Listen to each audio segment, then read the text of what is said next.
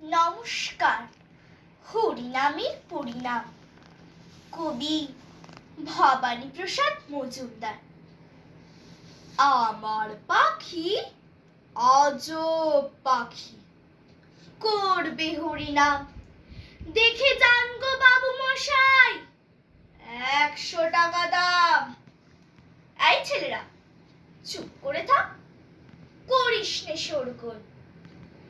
বল তো পাখি, বল একবার, বলো হরি বল। সত্যি পাখি বল হরি বল, বলেই দিল জোরে। বংশী বাবু 100 টাকায় নিলেন খাঁচা ধরে। বাড়ি ফিরে সবাইকে জড়ো করলেন ডেকে।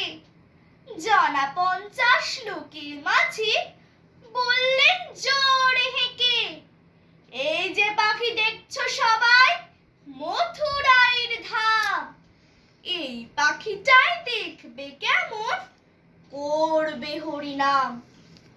এই ছেলেরা, চুপ করে থাক, করিস না শোরগোল। বল তো পাখি, বল একবার, বলো হরি বল।